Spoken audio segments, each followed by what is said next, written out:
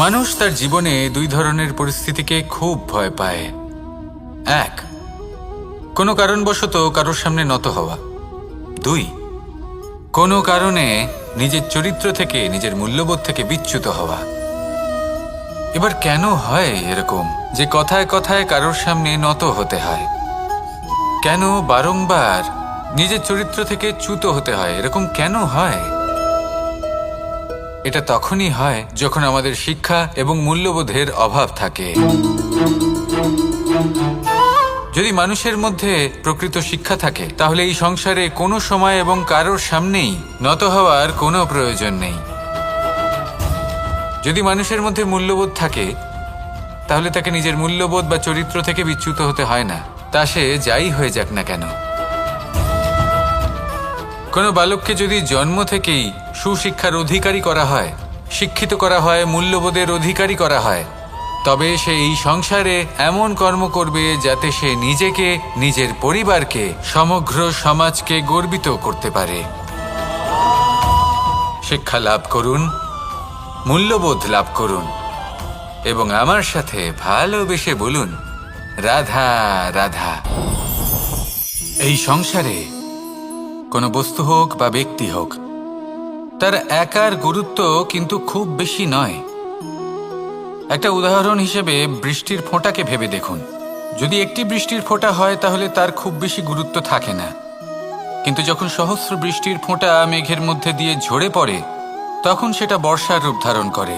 সেই বর্ষা যা এই প্রকৃতিকে শান্ত করে। সেইভাবেই পাথরের ছোট টুকরো, তার খুব বেশি গুরুত্ব থাকে না, কিন্তু যখন অসংখ্য পাথরের টুকরো একত্রিত হয় তখন তা পর্বতের আকার ধারণ করে। সেইভাবেই কিছু মানুষ যখন একত্রিত হন তখন তৈরি হয় পরিবার, কিছু পরিবার যখন একত্রিত হয় তখন তৈরি হয় সমাজ, যখন অনেক সংখ্যক সমাজ একত্রিত হয় তখন তৈরি হয় রাজ্য। এবার এই রাজ্যের সবথেকে গুরুত্বপূর্ণ ব্যক্তি হতে পারেন রাজা, কিন্তু তাও সেই রাজা একা কিছু করতে পারেন না। যুদ্ধ লড়ার সময় তারও নিজের সৈন্যদলকে প্রয়োজন পড়ে। কিন্তু এই সংসারে এমন একজন ব্যক্তি আছেন যিনি একাই সব কাজ করতে থাকেন, এবং সেই ব্যক্তি হলেন মা। আমাদের জীবনে একজন পিতার ভূমিকা কিন্তু নিঃসন্দেহে অমূল্য, কিন্তু আমাদের সকলের জীবনে যে ভূমিকা একজন মায়ের তা অন্য কারোর থাকে না। একজন মা একাই সন্তানকে বড় করতে পারেন, সংস্কারী করে তুলতে পারেন, তার জন্য পরিশ্রম করেন। আর এত কিছু কাজ করার পরেও তার কাজের জন্য তিনি প্রশংসা অবশ্য পান না। উল্টে যদি সেই সন্তান অনুচিত পথে চালিত হয়, অনুচিত কর্ম করে, তখন সেই মাকেই অপবাদের পাত্র হয়ে উঠতে হয়। আমাদের জীবনে মায়ের যোগদান কতটা সেটা বুঝুন। আপনাকে বড় করে তোলার জন্য উনি কতটা পরিশ্রম করেছেন সেটা বুঝুন। আজ থেকে, এখন থেকে, এই মুহূর্ত থেকে মাকে সম্মান করতে শিখুন। যখন সময় পাবেন, যখন সুযোগ হবে, তখন তার প্রশংসা করুন, ওনারও ভালো লাগবে। আর মায়ের এই মমতার জন্য, তার এই ভূমিকার জন্য আসুন সবাই মিলে আমরা তাকে প্রণাম করি, আর সকলে মিলে ভালোবেসে বলি, রাধা রাধা। মানুষের মানসিকতা এমন হয় যে সে যতটা করে আশা করে যে তার থেকে অনেক বেশি তার বদলে সে পাবে। দেখুন, সবকিছুই আপনার ভাবনা চিন্তার উপর নির্ভর করছে। আপনি যদি ফলের বিষয়ে ভেবে কর্ম করতে থাকেন তাহলে সেটা অনুচিত। জীবনের আসল আনন্দ হলো নিজের কর্ম করতে থাকা, ফলের চিন্তা করা উচিত নয়। যদি আপনি এরকম ভাবেন যে আমি এতটা করছি, আমার এতটা পাওয়া উচিত, সেই ভাবনা অনুচিত। যদি আপনি সেবার মানসিকতা নিয়ে কর্ম করতে থাকেন, কর্মচক্রে প্রবাহিত হন, যদি আপনি এমন ভাবনা রাখেন যে আমি এতটা পাচ্ছি তাই এর থেকে অনেক বেশি আমি কর্ম করব, তাহলে নিশ্চিতরূপে আপনি যতটা করছেন তার থেকে অনেক বেশি আপনি পাবেন, আপনার আশার থেকে অনেক বেশি আপনি পাবেন। শুধু জীবনে অনেক বেশি কাজ করতে থাকুন, ফলের চিন্তা করবেন না। আর মনে রাখবেন, এই ভাবনাই সব থেকে বড় বীজ। কর্মের উপর বিশ্বাস রাখুন, জীবনে যা যা আপনি চান সবই সুখময় হবে। আসুন আর আমার সাথে ভালোবেসে বলুন, রাধা রাধা। আপনি কখনো পর্বতের শিখরে উঠেছেন? আপনি দেখতে পাবেন পর্বতের পদতলে প্রচুর সুন্দর ফুল রয়েছে, সবুজ বনানী রয়েছে। যত আপনি ওপরে উঠতে থাকবেন তত ফুল কমতে থাকবে, সবুজ বনানী কমতে থাকবে। আরও কিছুটা ওপরে উঠলে কাঁটা জাতীয় গাছ দেখতে পাবেন, শুকনো গাছ দেখতে পাবেন। আরও যদি ওপরে ওঠেন তাহলে পাষাণ দেখতে পাবেন। আরও ওপরে উঠলে হিমখণ্ড দেখতে পাবেন। এই যে পর্বত, তা মনুষ্য জীবনের সব থেকে উত্তম উদাহরণ। মানুষ যখন সাফল্যের শিখরে পৌঁছতে চান, মহানুভবতার শিখরে পৌঁছতে চান, পথে যত আস্তে আস্তে ওপরে উঠতে থাকেন ততই ভৌতিক বস্তু তার থেকে বিচ্ছিন্ন হতে থাকে। যদি তিনি সেই ভৌতিক বস্তুগুলি ত্যাগ না করতে পারেন তাহলে কখনোই সেই স্থানে পৌঁছতে পারবেন না। আর মানুষ যদি উচিত ত্যাগ করতে পারেন, পথে অগ্রসর হতে থাকেন, এগোতে থাকেন, তাহলে একদিন না একদিন তিনি মহানুভবতার, জ্ঞানের, সাফল্যের হিমের স্বাদ অবশ্যই লাভ করবেন। মনে রাখবেন, মানব জীবনে ত্যাগ হলো অত্যন্ত গুরুত্বপূর্ণ অংশ। আসুন আমার সাথে ভালোবেসে বলুন, রাধা রাধা। আপনি কখনো কোনো বাজকে নিজের বাসা বানাতে দেখেছেন? এই বাজ যখনই কোনো বাসা বানায় তখন উঁচু গাছের ডালে বা কোনো পর্বতের শিখরে বাসা বানায়, অনেক উচ্চতায়। আর সেখানে তার সন্তানও জন্মগ্রহণ করে। যখন এই সন্তানেরা জন্মায় তখন এই বাজ খুবই ভালোবেসে এবং খুব সাবধানে এদের পালন পোষণ করে। নিজের ঠোঁট দিয়ে তাদের ঠোঁটে খাবার পরিবেশন করে। কিন্তু যেই সেই সন্তানেরা হৃষ্টপুষ্ট হয়ে যায় এবং সেই কথা বাজ নিজে বুঝতে পেরে যায়, সেই বাজ নিজেই সেই বাসা ছিন্ন ভিন্ন করে দেয়। সেই সন্তান যাদের সবেমাত্র ডানা গজিয়েছে, কিভাবে উঠতে হয় তারা জানে না, সেই সন্তানগুলিকে উচ্চতা থেকে ঠেলে দেয়। সেই সন্তান প্রথমে ভয়ভীত হয়ে যায়। তারা সামনে মৃত্যুকে দেখতে পেয়ে ভয়ের কারণে তাদের ডানা ঝাপটাতে থাকে। আর সেই প্রক্রিয়াতেই সেই সন্তানগুলি উড়তে শুরু করে দেয়। এবার এই ঘটনায় আমরা কি শিক্ষা পেতে পারি? এটাই, যদি আপনি মাতা পিতা হন তাহলে নিজের সন্তানকে অবশ্যই স্নেহ করুন, কিন্তু তাদেরকে নিজের আঁচলের তলায় বেঁধে রাখবেন না। যদি আপনি চান আপনার সন্তান জীবনে উন্নতি করুক, তাহলে নিজের মুঠো থেকে তাদের স্বতন্ত্র করে দিন। এই সংসারে সংঘর্ষ করতে দিন। সেই সন্তান নিজেই বুঝতে পারবে যে জন্মের সময় পাওয়া ডানা কি করে ব্যবহার করতে হয়।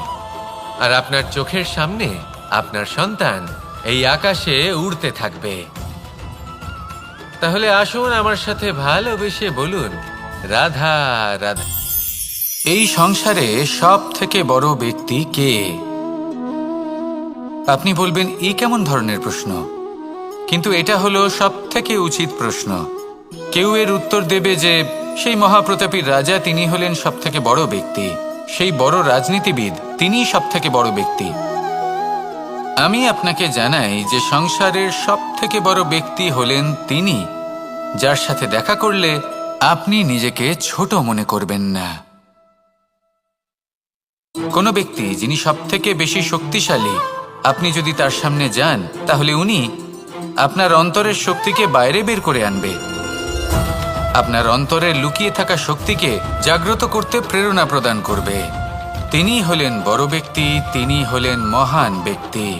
তিনি নন যিনি নিজের বল এবং ঐশ্বর্য দ্বারা আপনাকে তার সামনে ছোট প্রমাণ করবেন। এবং সেই জন্য মহাদেব আমার আরাধ্য হলেন আমার খুব প্রিয়। কারণ রাজা হোক বা ফকির, কেউ যদি ওনার সামনে যান তাহলে সে নিজেকে ছোট মনে করেন না। আপনিও যদি জীবনে অনেক বড় হতে চান তাহলে কাউকে কখনো নিজেকে ছোট মনে করতে দেবেন না।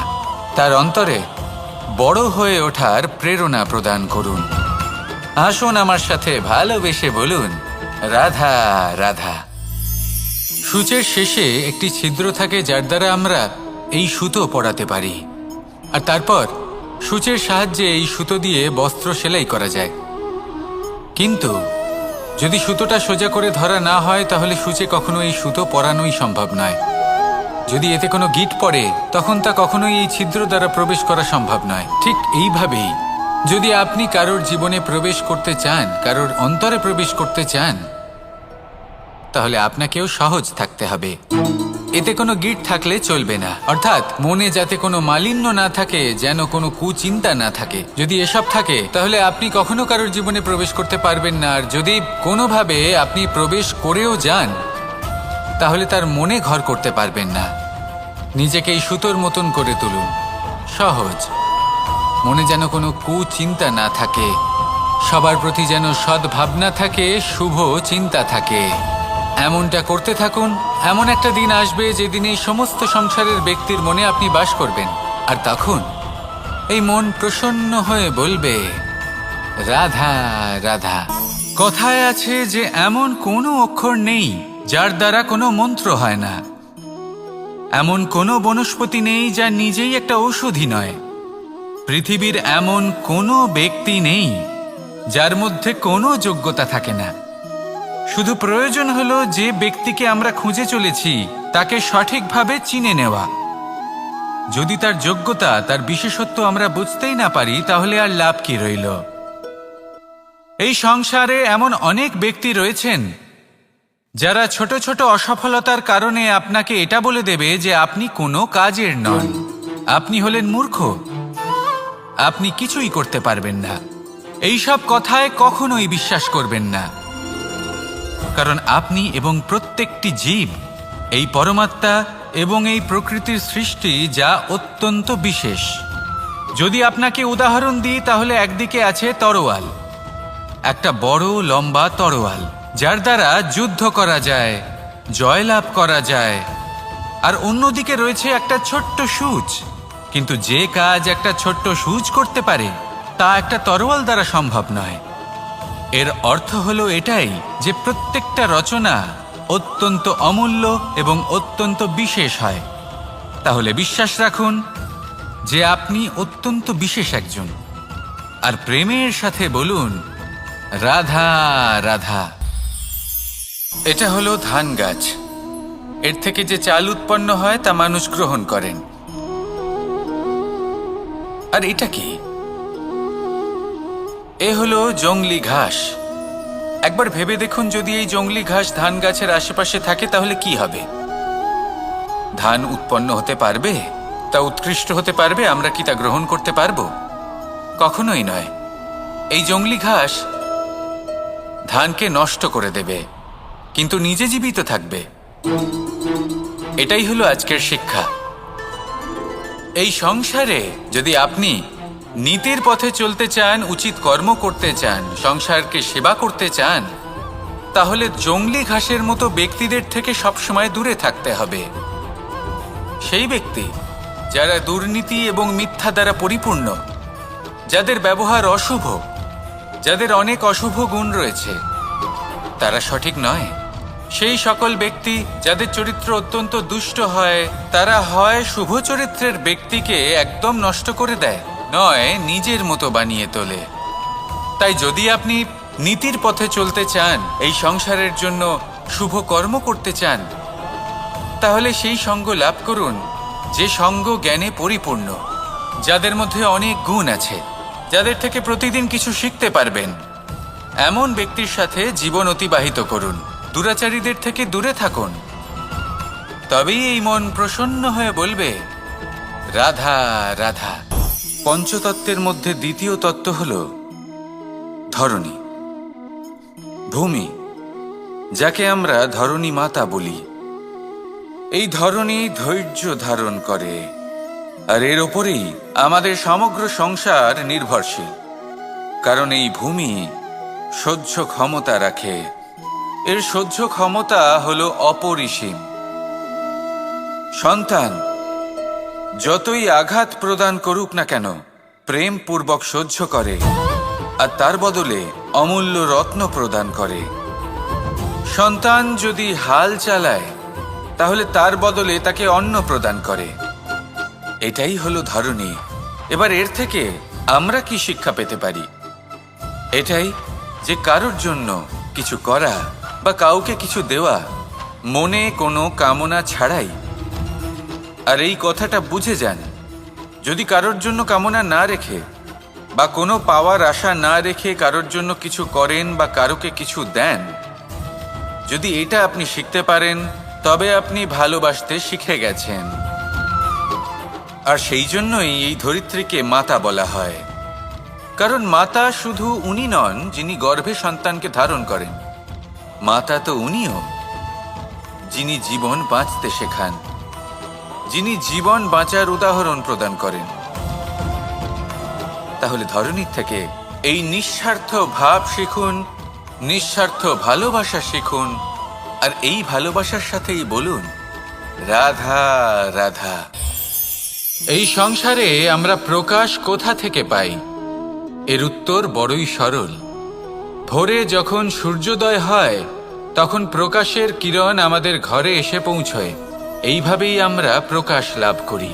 এবার এই প্রকাশের আলোতেই আমরা সারাদিনের কাজ সম্পন্ন করি। সন্ধে হয়ে যায়, সূর্যাস্তও হয়ে যায়, আর আমাদের ঘর যাতে অন্ধকার না হয় তার জন্য আমরা একটা প্রদীপ প্রজ্বলিত করি।